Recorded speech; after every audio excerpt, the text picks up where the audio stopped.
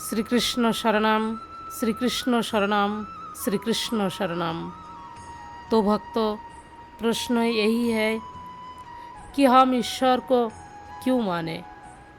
स्वामी राम सुखदास जी महाराज जी कहते हैं, संसार में जो भी वस्तु दिखते हैं उसका कोई ना कोई निर्माणकर्ता होता है, क्योंकि निर्माणकर्ता के बिना कोई भी वस्तु निर्मित नहीं होती।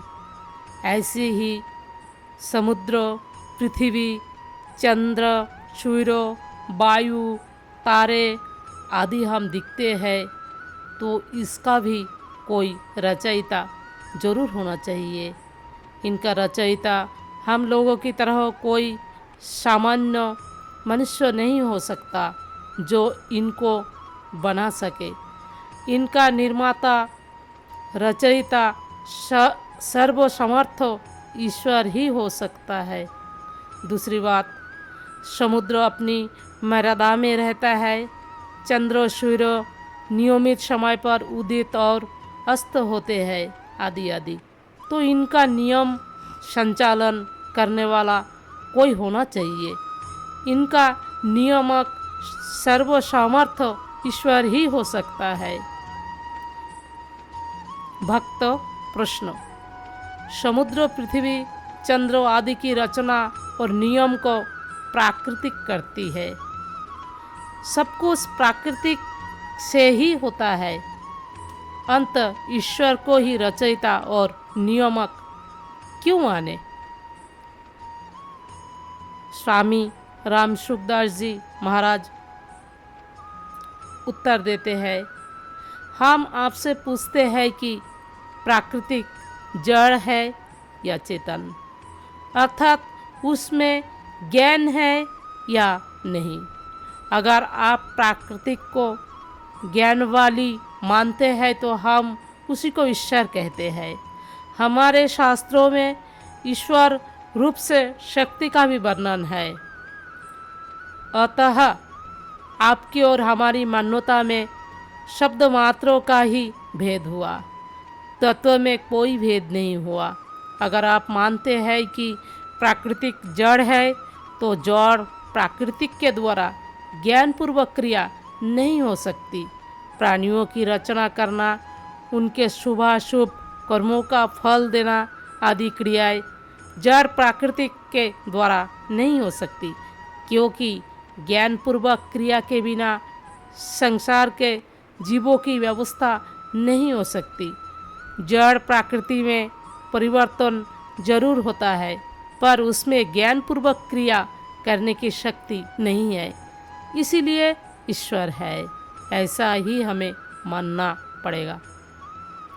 एक पक्ष कहते हैं कि ईश्वर नहीं है, दूसरा पक्ष कहते हैं कि ईश्वर है। अगर ईश्वर नहीं है यह बात ही सच्ची निकली तो ईश्वर को ना मानने वाले और ईश्वर को मानने वाले दोनों बराबर ही रहेंगे, अर्थात ईश्वर को मानने वाले की कोई हानि नहीं होगी। परंतु ईश्वर है यह बात ही सच्ची निकली तो ईश्वर को मानने वाले को तो ईश्वर की प्राप्ति हो जाएगी, पर ईश्वर को न मानने वाला सर्वदा रोता रह जाएगा। अतः ईश्वर है, मानना ही सबके लिए ठीक है, परंतु केवल ईश्वर को मानने में ही संतोष नहीं करना चाहिए। प्रत्युत्व उसको तो प्राप्त ही कर लेना चाहिए, क्योंकि ईश्वर को प्राप्त करने की समर्थ मनुष्य मात्र में है। किसी वस्तु की प्राप्ति होने पर ही उसका निषेध किया जाता है। प्राप्तौ सत्याम निषेधा, यह कोई नहीं कहता कि मनुष्य मात्र अपने में एक कमी का, अपूर्णता का अनुभव करता है। अगर इस अपूर्णता की पूर्ति की कोई चीज़ नहीं होती तो मनुष्यों को अपूर्णता का अनुभव होता ही नहीं।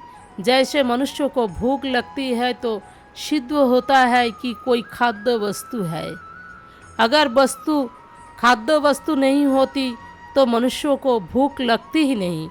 प्यास लगती है तो सिद्ध होता है कि कोई पेय वस्तु है। अगर पेय वस्तु नहीं होती तो मनुष्यों को प्यास लगती ही नहीं। ऐसे ही मनुष्यों को अपूर्णता का अनुभव होता है तो इससे सिद्ध होता है कि कोई पूर्ण तत्व है। अगर पूर्ण तत्व नहीं होता तो मनुष्यों को अपूर्णता का अनुभव होता ही नहीं। उस पूर्ण तत्व को ही ईश्वर कहते हैं। जो वस्तु होती है उसको प्राप्त करने की इच्छा होती है, जो वस्तु नहीं होती उसको प्राप्त करने की इच्छा होती ही नहीं। जैसे किसी के मन में यह इच्छा नहीं होती कि मैं आकाश के फल खाऊं, आकाश के फल सूंघूं, क्योंकि आकाश में फल फूल लगते ही नहीं।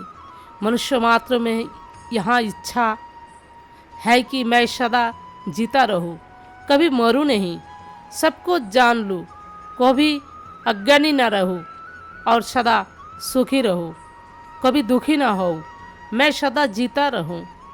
यह सतत की इच्छा है। मैं सब कुछ जान लूं, यह चित्त की इच्छा है। और मैं सदा सुखी रहूं, यह आनंद की इच्छा है। इससे सिद्ध हुआ कि ऐसा कोई सच्चिदानंद स्वरूप तत्व है जिसको प्राप्त करने की इच्छा मनुष्य मात्र में है। उसी तत्व को ईश्वर कहते हैं। राधे राधे भक्तों।